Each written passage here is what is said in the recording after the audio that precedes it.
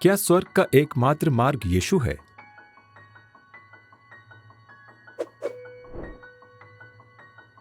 हाँ, यीशु ही स्वर्ग का एकमात्र मार्ग है। ऐसा बयान आधुनिक समय में भ्रमित करने वाला लगता है, लेकिन फिर भी यह सच है। बाइबल सिखाती है कि उद्धार यीशु मसीह के द्वारा ही मिलता है और कोई दूसरा मार्ग नहीं है। यूहन्ना 14:6 में यीशु ने कहा, मार्ग और सच्चाई और जीवन मैं ही हूं। बिना मेरे द्वारा कोई पिता के पास नहीं पहुंच सकता। यह कई मार्गों में से कोई एक मार्ग नहीं, बल्कि केवल वह ही एकमात्र मार्ग है।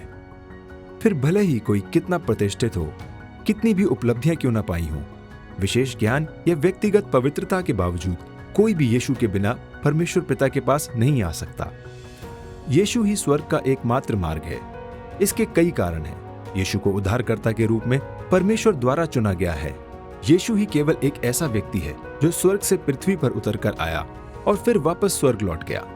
वही केवल एक ऐसा व्यक्ति है जिसने सिद्ध मानव जीवन जिया है।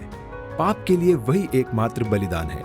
उसने अकेले ही व्यवस्था और भविष्यवक्ताओं की शिक्षाओं को पूरा किया।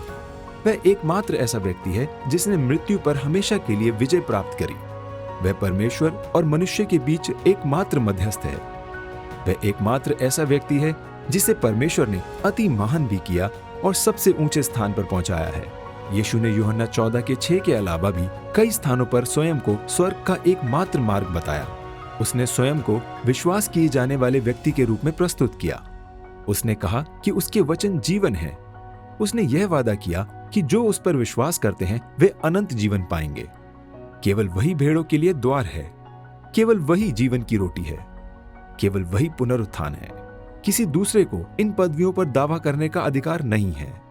प्रेरितों का प्रचार प्रभु यीशु की मृत्यु और पुनरुत्थान पर केंद्रित था।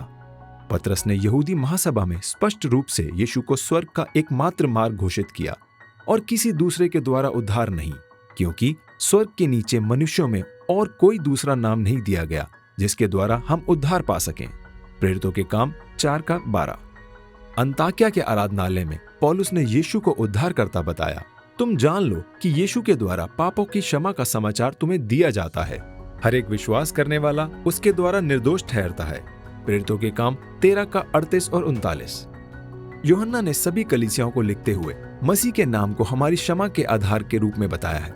हे बालको, मैं तुम्हें इसलिए लिखता हूं कि उसके नाम से तुम्हारे पाप क्षमा हुए। पहला यूहन्ना 2:12। यीशु के अलावा कोई भी पाप क्षमा नहीं कर सकता। स्वर्ग में अनंत काल का जीवन केवल मसीह के द्वारा ही संभव है। यीशु ने प्रार्थना की और अनंत जीवन यह है कि वह तुझ एकमात्र सच्चे परमेश्वर को और यीशु मसीह को जिसे तूने भेजा है जाने। यूहन्ना 17:3। परमेश्वर के उद्धार के मुफ्त उपहार को प्राप्त करने के लिए हमें यीशु और केवल यीशु की ओर देखना चाहिए। हमें क्रूस पर यीशु की मृत्यु को हमारे पाप के भुगतान के रूप में और उसके पुनरुत्थान पर भरोसा करना चाहिए। परमेश्वर की वह धार्मिकता जो यीशु मसीह पर विश्वास करने से सब विश्वास करने वालों के लिए है। रोमियो 3:22।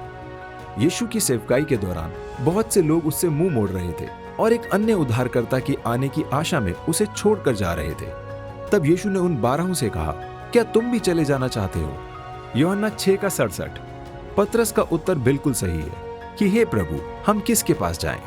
अनंत जीवन की बातें तो तेरे ही पास हैं और हमने विश्वास किया और जान गए हैं कि परमेश्वर का पवित्र जन तू ही है। यूहन्ना 6:68 और 69। हम सभी पतरस के विश्वास को साझा करें कि अनंत जीवन केवल यीशु मसीह में ही है। क्या आप अधिक जानकारी चाहते हैं? सब्सक्राइब करें ताकि आप अगला वीडियो मिस ना करें। अधिक बेहतरीन सामग्री के लिए godquestions.org हिंदी पर जाएं। क्या आपके पास प्रश्न है? बाइबल में उनके उत्तर हैं और हम उन्हें खोजने में आपकी सहायता करते हैं।